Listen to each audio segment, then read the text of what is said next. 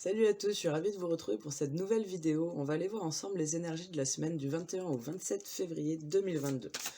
On va faire que les énergies générales parce que je suis un peu fatiguée. Et exactement, j'ai besoin de garder l'esprit clair dans ces périodes un peu complexes. Cette semaine, il y a le 22 février, je veux faire une vidéo aussi pour ce jour particulier en numérologie et en alchimie. Alors voilà, je voulais aller voir un petit peu ça. Ici, on a un petit coucou de la lanceuse de filet et de l'abondance. Donc la loi de l'abondance est active cette semaine, peut-être plus qu'avant, je ne sais pas, mais dans tous les cas, elle nous fait un petit coucou. Les coucous, ça suffit là maintenant. On va faire le tirage pour cette semaine, les énergies générales du 21 au 27 février 2022. Et avec cette porte du 22 0 22 0 22 qui nous fait un coucou peut-être. Allez, c'est joli. Ici, on a des choses qu'on a pu attendre depuis très longtemps qui finissent par arriver dans nos vies. Parce que c'est des choses qu'on mérite, c'est des choses qui sont sur notre chemin de vie, pour lesquelles on a travaillé. Ça peut être des guérisons, ça peut être des libérations karmiques, ça peut être des révolutions, j'entends. Ça peut être des projets qui aboutissent comme ça. Je vous montre les cartes. On a le rêve d'hiver, la période de gestation, le débordement, l'abondance, et le champignon galactique, la matrice divine. Donc voilà, ici c'était un peu sans message aussi, enfin sans intention, du moins j'avais pas fini. Allez. Alors pour cette semaine, on a le mur qui sort. Certains vont peut-être... Alors j'ai à la fois la vision de certains qui arrivent devant un mur comme ça, et d'autres qui enjambent un petit muret dans un pré en courant au papillon. Donc pour certains ça va être facile, pour d'autres un peu moins. Mais dans tous les cas, il y a cette idée de venir se dépasser un petit peu cette semaine. Alors ici, on a l'amour dans sa forme la plus pure, la maison du cœur et la fête de l'abondance, les options. Donc ici, ça peut parler, si certains se retrouvent au niveau sentimental, de éventuellement un choix à faire voilà, un choix à faire, ou une nouvelle rencontre, ou quelque chose qui se passe bien, en tout cas, dans vos relations, qui devient abondant. Pour les autres, ça me parle aussi, voilà, petit piqûre de rappel sur cette loi de l'attraction, qui, quand elle émane du cœur, est très efficace en ce moment. Qu'est-ce qu'on a d'autre pour cette semaine? On a réparé le voile, le pardon. Alors moi, j'ai vraiment une notion en ce moment, et plus on arrive vers ce 22 février là, de ponts qui se font, de voiles qui sont de plus en plus fins entre les mondes, d'énergie qui monte très très fort. Et il y a cette idée un petit peu ici, même avec le 9, de terminer des cycles comme ça et de venir se libérer de certaines choses assez facilement finalement. Beaucoup sont à cette fin de cycle, de pardon, d'acceptation, etc. Et viennent se libérer définitivement de ces choses-là. Beaucoup de guérisons cette semaine qui se valident dans la matière, en fait, si je peux dire ça comme ça. Ici, j'ai le moi authentique, de nombreux masques, et croiser des mondes, se sentir bien dans deux états.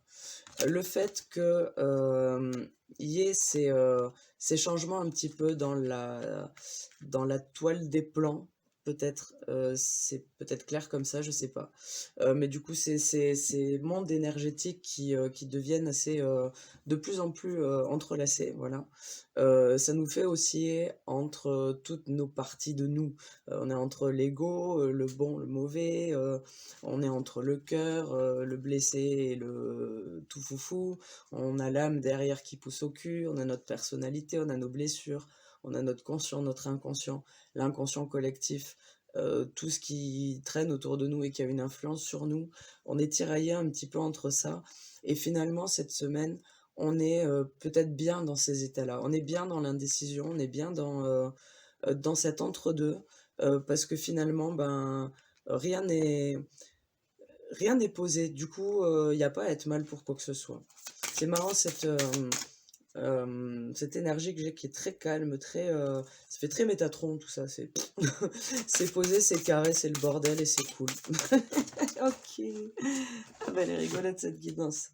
On a la protection, donc effectivement, petit clin d'œil aux personnes qui aiment s'accompagner des archanges, ils sont présents en ce moment, Métatron notamment.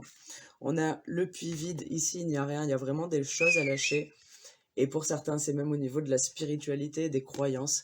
Il y a des choses à lâcher. J'ai vraiment l'idée de la petite mort ici, l'idée de changer de peau, changer de mue. Changer de mue, je sais pas si ça se dit. C'est ça. Pour certains, on commence à tourner en rond, je vais prendre notre jeu. Pour certains, il y a des portes qui se ferment et donc qui s'ouvrent sur une réelle transformation. Euh, Vous voyez pas très bien les cartes, c'est pas grave. Bref, il y a des portes qui se ferment et donc des portes qui s'ouvrent. Même si pour certains, ils peuvent avoir l'impression que les portes qui se ferment étaient des avancements, mais en fait, non, on me dit que c'était le contraire. C'était plutôt, faut pas avoir peur de faire un pas en arrière, pas pour revenir en arrière, mais pour agrandir son champ de vision.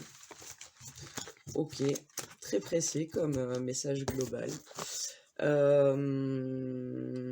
Je vais aller voir avec l'oracle de la triade ce qu'il a à nous dire. J'ai vraiment mes chouchous en ce moment, j'utilise toujours les mêmes cartes. Je vais essayer de varier pour le 22. Allez, pour cette semaine du 21 au 27 février 2022. On a l'initiation, donc certains, effectivement, emprunteront des chemins assez nouveaux et assez inconnus, assez surprenants. On a la tentation qui va avec l'éternité, ou bon, c'est beau, il y a une connotation religieuse pour ceux qui veulent l'apprendre avec le jardin d'Éden et tout. Moi, j'y connais pas grand-chose de ça par rapport à mes croyances à moi, parce que je réfute finalement aucune croyance religieuse. Je préfère plus faire un mix et aller un petit peu au fond des choses et au fond de ma vérité. Et moi, dans cette histoire d'Adam et Ève, j'aime beaucoup finalement l'histoire de Lilith, qui est la première femme de Adam et qui n'a pas voulu se soumettre, entre guillemets. Et du coup, elle a été chassée et est devenue ce qu'on sait ou qu'on sait pas. Je saurais bien pas bien vous raconter son histoire, mais j'ai croisé plusieurs fois des symboliques à la Lilith et c'est assez sympa parce que c'est ce côté-là féminin qui est très masculin en fait, qui est sûr de ses convictions, qui a pas peur de... Genre Lilith, elle s'en fout de croquer dans la pomme en fait. Ce qu'elle supporte pas, c'est qu'on lui dise qu'elle a pas le droit de croquer dans une pomme. Elle a pas le droit de croquer dans une pomme. Si elle a envie de croquer dans une pomme, elle va croquer dans une pomme et c'est comme ça, peu importe en fait les conséquences. Parce que le fait d'avoir la possibilité, la liberté de croquer dans la pomme est super important. Et derrière, j'ai l'erreur. Excellent. Vous prenez le message comme vous voulez. Euh, c'est ça, il y a peut-être aussi c'est rigolo hein, d'avoir ça. Et ici, on a Cain, donc c'est l'histoire d'Abel et Cain. Je la connais pas trop non plus. Il me semble que c'est un frère qui tue l'autre. Ça a l'air d'être ça l'erreur en tout cas. Dans tous les cas, ces cartes se font vraiment écho. Et en les regardant, voilà, je connais pas spécialement l'histoire d'Abel et de Cain, mais du coup, je parlais de Lilith et d'Ève avec cette partie masculine de la féminine qu'est Lilith. Ben, peut-être il y a aussi cette analogie, je sais pas si ça peut se dire comme ça, mais ce parallèle chez Abel et Cain avec un qui a une énergie féminine et un qui a une énergie masculine. Et ça revient un petit peu en parallèle avec le chiffre 22, qui est cette double dualité. En fait, au sein d'une dualité, il y a deux dualités, quoi. Et du coup, voilà, ça me fait un petit peu penser à ça. Euh, bon, c'est cohérent avec ce 22 février. Qu'est-ce que ça engendre pour nous? Voilà, ben, on a le 22 qui sort, hein, c'est le 22, c'est là, on a le 22 qui sort avec les choix. Donc c'est ça, ça engendre ces histoires de choix, de positionnement et comment on arrange toutes ces dualités en fait qu'on a en nous, parce que la dualité, le bien, c'est bien, c'est une chose, mais on a vite fait le tour, ou du moins l'aller-retour, parce que quand on le voit comme ça, c'est sur une ligne, et quand on commence à voir la dualité comme le yin-yang par exemple, déjà on a ce côté sphérique. Si on rajoute une autre dualité, ben, je vais la sortir tout de suite.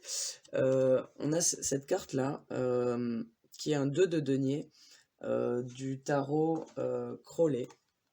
Et en fait, c'est un tarot un peu alchimique, de même que celui-là qui est un autre tarot alchimique et qui reprend les mêmes symboles. Alors, on a le symbole effectivement classique du 2 de denier, mais ici on a le lemniscat, donc on le connaît comme ça sous cette forme d'infini. Moi, je l'aime bien mieux comme ça, j'expliquerai certainement un jour pourquoi. Sur les deux, on a ça.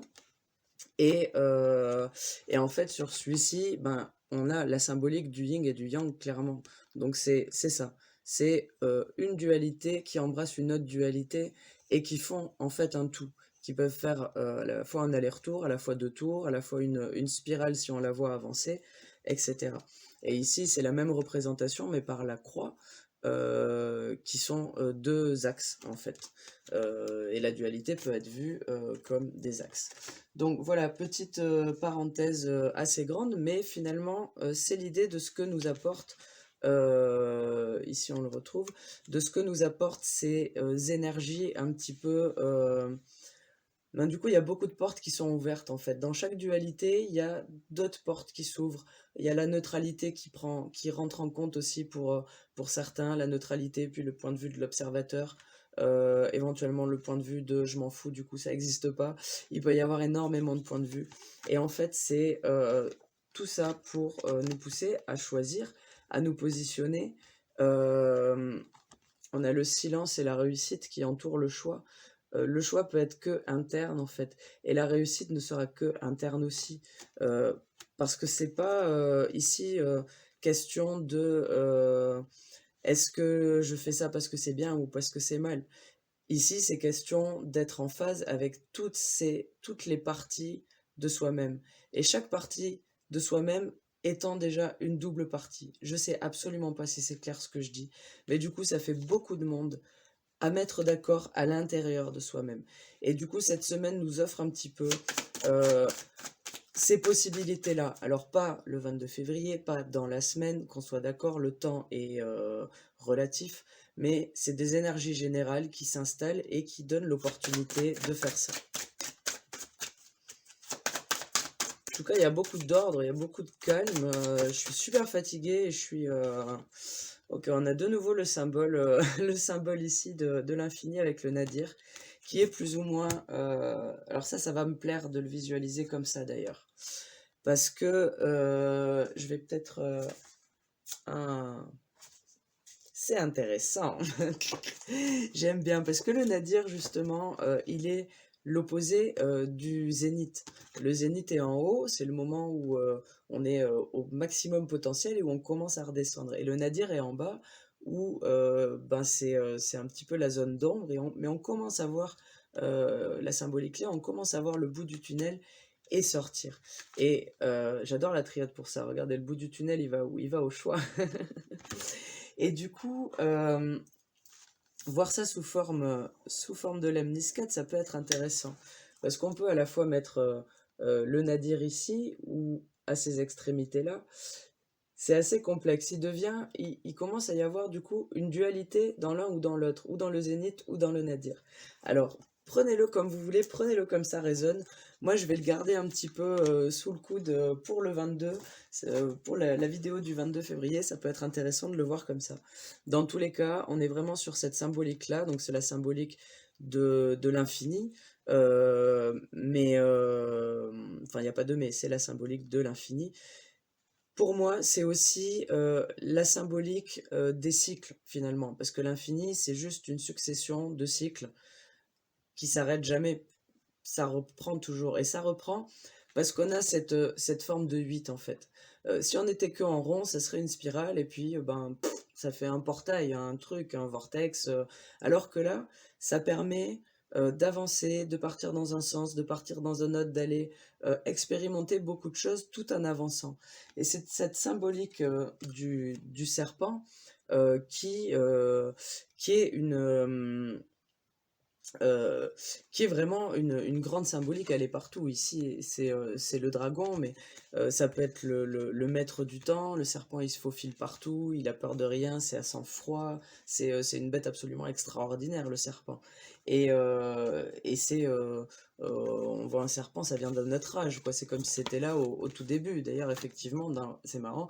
Je suis en train de refaire mes trucs, parce que moi, le caté, j'étais pas vraiment assidu, mais il me semble qu'il y avait un serpent dans le jardin d'Éden, justement. Donc c'est assez ancien, c'est un peu le temps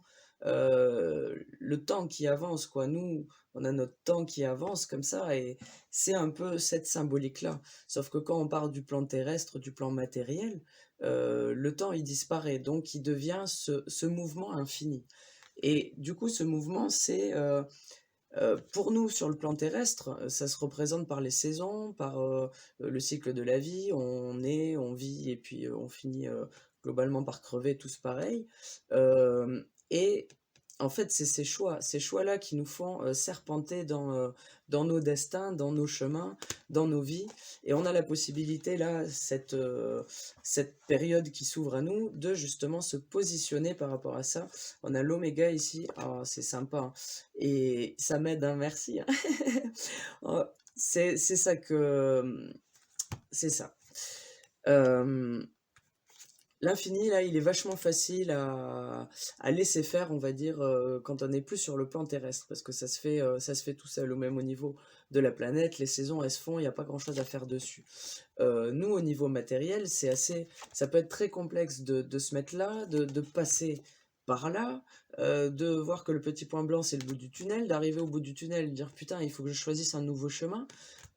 Comment je fais? C'est très dur de se reconnecter à, à ça en fait, parce que ça, c'est quoi, peu importe qui est la symbolique chrétienne ou de grecque ou peu importe, en fait, c'est notre passé, c'est notre essence, c'est notre histoire en tant que humain, en tant qu'être incarné sur la terre, en tout cas, c'est notre histoire, l'histoire de nos croyances, de nos foi ou de nos athéismes, je sais pas si ça se dit, mais en tout cas, ici, il y a une initiation.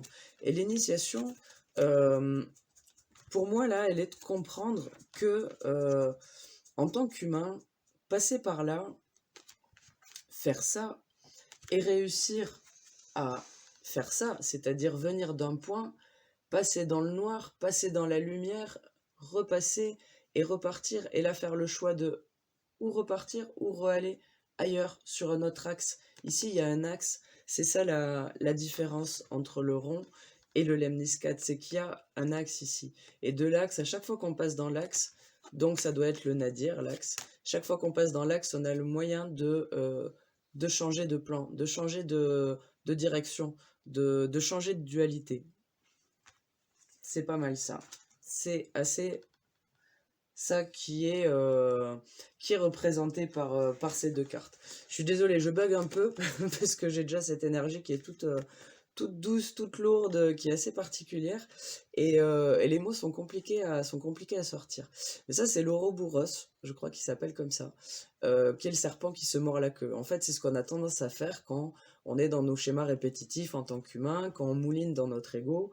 Ça y est, je reprends un peu de cimère. C'était un peu lourd, ça. Je sais pas ce qui est passé par là, j'espère que j'ai pas perdu trop de monde. C'est nos schémas répétitifs. Et en fait, il y a ça à voir, il y a ça à ouvrir, il y a cette possibilité de dualité à ouvrir dans les esprits, quand on passe dans nos ombres et quand on a des choix à faire. Après, si on nous dit, pas de panique, vous êtes protégés, on a la prière, donc pour ceux que je réussis à accrocher sur le côté religieux, que j'ai pas forcément prié, pour les autres qui prient, qui méditent et qui font tout ça, n'ayez pas peur de le faire, on est archi protégé. Il y a vraiment, voilà, c'est un nouveau cycle. Il faut y aller. Il y a quand même une action à faire. Il y a quand même un choix à faire, une direction à prendre. Ici, j'ai le voyage et j'ai la bénédiction. Donc, il n'y a pas de problème. On est archi protégé. Bon, je suis désolé, c'est un peu mou. Je sais pas si je la posterai celle-là, hein. Je vais la re-regarder, on verra. parce que ça m'a l'air un peu mollasson. Et ouais, on apprend. Allez, message. Oh non, pas comme ça les filles, soyez gentils avec moi. Message de ton âme pour cette semaine du 21 au 27.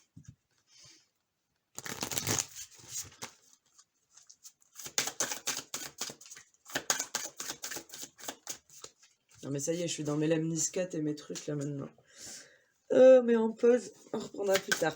Du 21 au 27 février 2022.